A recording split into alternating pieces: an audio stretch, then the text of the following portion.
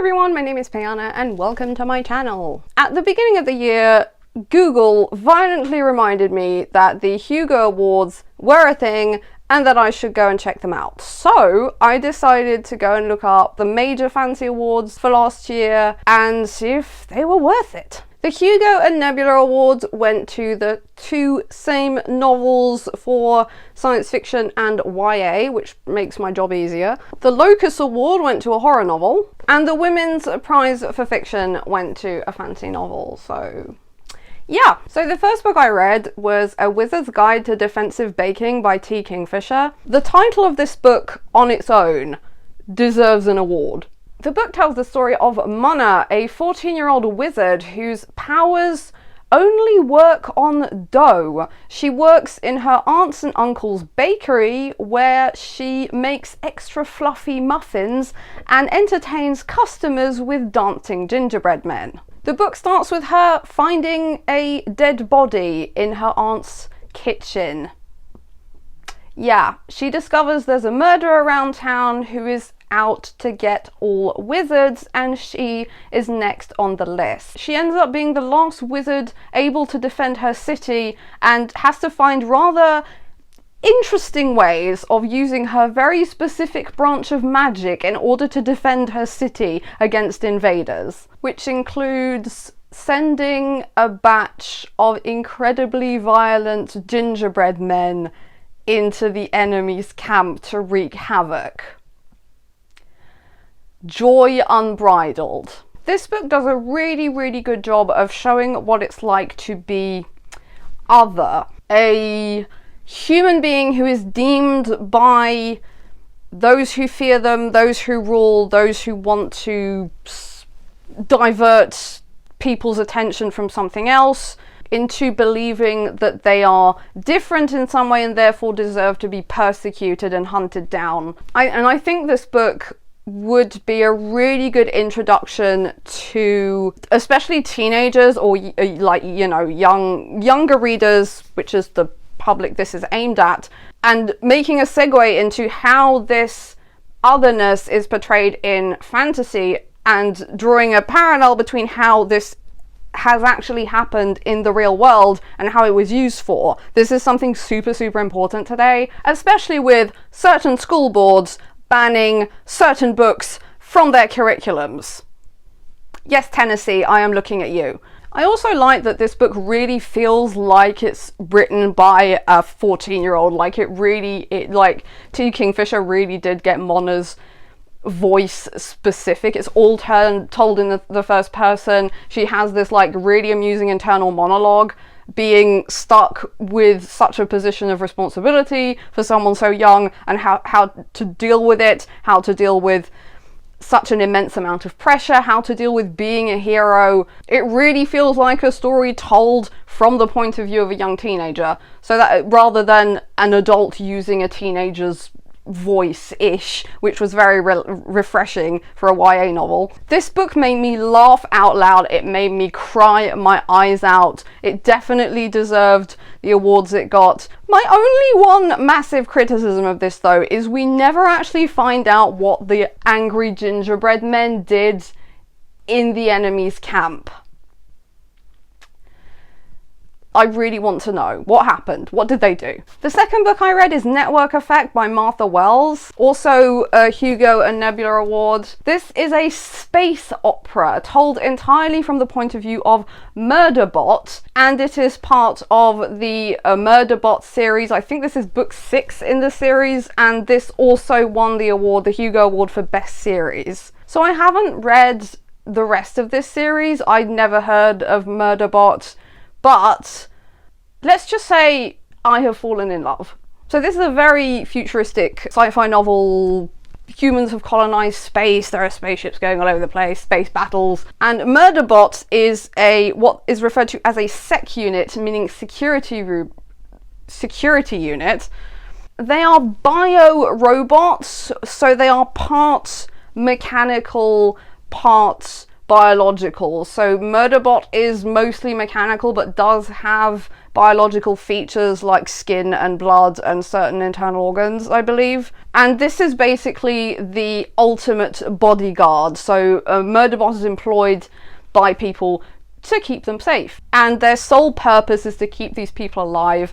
During the whole book, Murderbot is basically bashed in the face with the issue of how they feel about the people they're supposed to protect, like how they feel emotionally about them and how they feel emotionally about a certain spaceship that they knew and that they have to go and help, and finding out how these entities or people or whatever you want to call them feel about Murderbot. And it's a whole journey of just emotional discovery. I really enjoy books that portray robots or computers in ways like this. Like I really enjoyed J. Christoph and Amy Kaufman's Illuminae series. I really liked the computer Aiden and the way it was written and the journey it goes on, how it interacts with the main character. I really enjoyed the first book. Book 2 and 3 are pretty much a rehash of the first book, only not as good, which is unfortunate, but it's a really enjoyable series. The reason I read the whole thing was for Aiden, because I wanted to see what was going to happen with this computer. The other one was the Diabotic series by S.J. Kincaid. Nemesis is a bio-engineered humanoid who also serves as a bodyguard and who also has to go through this journey of discovery, of emotional discovery about finding love and all of this. So I really do enjoy this. Honestly, out of all three of them, Martha Wells is definitely the one who does it the best. And Murderbot has this ongoing inner monologue, it's just filled with sarcasm. And again, I just laughed all the way through. I thought it was hilarious, and I totally fell in love with this character. And I absolutely want to read the rest of it. And it's witty, it's tight, it's specific. It was very reminiscent of Jonathan Stroud's writing, with these characters who always have these kind of very sarcastic inner monologues, which I find particularly pleasing. But it's difficult for me to kind of judge this or compare it because, like, I haven't read the rest of the series, so I definitely need to do that. But yeah, definitely recommend this one. It's brilliant. The next book I read is Mexican Gothic by Silvia Moreno-Garcia. This won the Locus Award, and it's so... My reading of this book kind of went through two phases. The first one was just amazement. Her writing, it really did remind me of Daphne du Maurier's writing, only... So I have mixed feelings about this book. It takes place in Mexico in 1950, and it starts off with the main character, Naomi, living out her party lifestyle, going out with men, going to parties, wearing lovely dresses, having a great life, until she goes back to her home and her father sends her to go and check up on her cousin who married an Englishman and now lives in this Gothic manor out in the Mexican countryside. So it's very reminiscent of Gothic classic writing when, you know, there's a lady and they have to go to a house and a big manor, big countryside, isolated, Rebecca-esque, out in the middle of nowhere manor, and you know that something weird's gonna happen. So Naomi goes to this place and finds her cousin very much not in her normal state. She's talking about voices she can hear in the walls of strange occurrences, and Naomi wants to take her to the city to go and see a psychiatrist, but her husband is like, no, she mustn't leave this place. Not suspicious in the slightest. So the first half of this, I just loved it. The whole dark, Gothic, classic writing style with all the descriptions of like the countryside and the mist and the trees and the mushrooms and they're digging up the history of this place and why it is the way it is and why the hell there's a bloody British manor out in the middle of nowhere in Mexico. How she interacts with the people who live there, the family her cousin has married into. There's only one person called Francis who is an ally of hers and who wants to help her save her cousin. But halfway through the novel, there is a massive, appalling case of show don't tell, where Frances just tells Naomi what the problem is. And I don't understand why Silvia Moreno-Garcia decided to do this, because there's a moment towards the end of the novel where she actually sees the monster, the thing, as it were. And I thought it would have been way better, like, had she found this thing on her own and then either been found out or go and ask the questions and do the research, because she is super good at research. And I don't know, I was very disappointed by that. The fact that, like, Frances was just like, oh yeah, here's what the problem is. Oh, okay. What was all the research for? What was all the questions? Night, going out at night and trying to find stuff in the garden and the crypt and the graveyard, blah, blah, blah, like, what? It was quite original, though, like, having a Gothic horror novel taking place in Mexico, like, especially one that feels so close to home, like, you know, I mentioned Rebecca, like the haunted manor. Hello, editing me here. So I completely forgot to mention that this book is very strongly inspired from The Fall of the House of Usher by Edgar Allan Poe. This is the kind of thing that happens when I don't have a script. Anyway, personally, I think that The Fall of the House Usher is, it's a very interesting story, but also it has a lot of potential, because not a lot is actually explained about what happens, and especially there is so much description of the outside when it doesn't really have any relevance other than being a creepy setting for the story. But for some reason there is a lot of emphasis on the mushrooms, and let's just say Silvia Moreno-Garcia really made the most of that. She also looked into the reason why the Usher family, or the equivalent thereof in her novel, never leave the manor, and why they live in such a strange way. It's also nice to see more than one or two human beings inhabiting this strange and creepy place. So yes, a very nice spin on The Fall of the House of Usher by Edgar Allan Poe. But also, it takes place in Mexico with Mexican history, which is super interesting. There's a lot about, obviously, colonialism. There's a lot about eugenics. That comes up a lot, and it's horrendously uncomfortable. But yeah, that's what happened in those parts of the world. I mean, God, just how awful the British were back then. Like, sometimes I feel ashamed to be British because of this kind of shit that went down in history. So the first part of this definitely does deserve an award. The second part of it, though, no. I mean, God, please don't. Please, just no.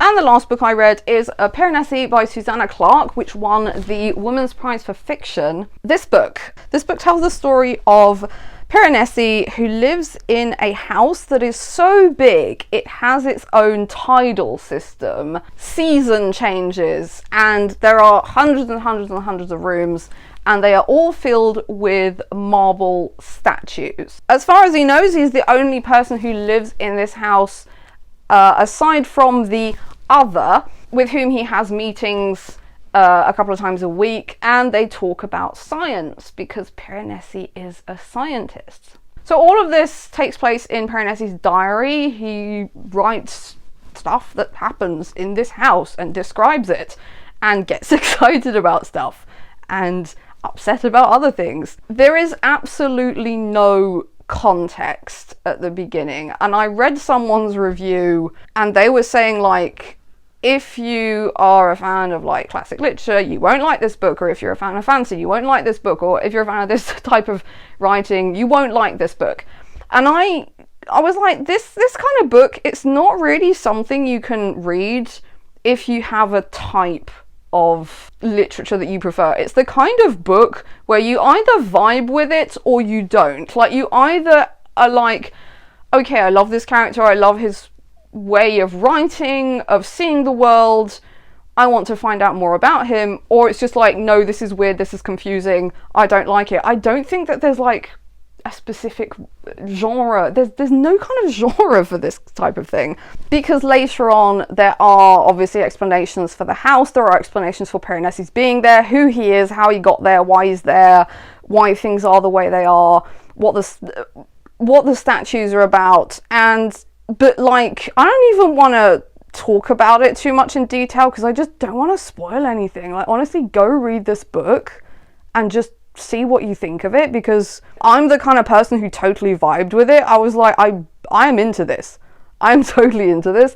Piranesi's writing, or his way of kind of seeing the world, he has this very kind of logical, one-track mind, but he's also very naive and ignorant, and he very much reminded me of Philip Reeve's characters in the Mortal Engine series, because they are very much like that. They are very logical because they know a select amount of things, and their mind just follows that train of thought and that train of logic, and everything else is kind of like pushed to one side. I don't know if that makes sense, but that I definitely did, like, he did very much remind me of Tom in Philip Reeve's writing. Yeah, I would definitely give this book an award for just being so magical and enchanting, and this is the type of book that really does take you to another world and to a completely different place, which is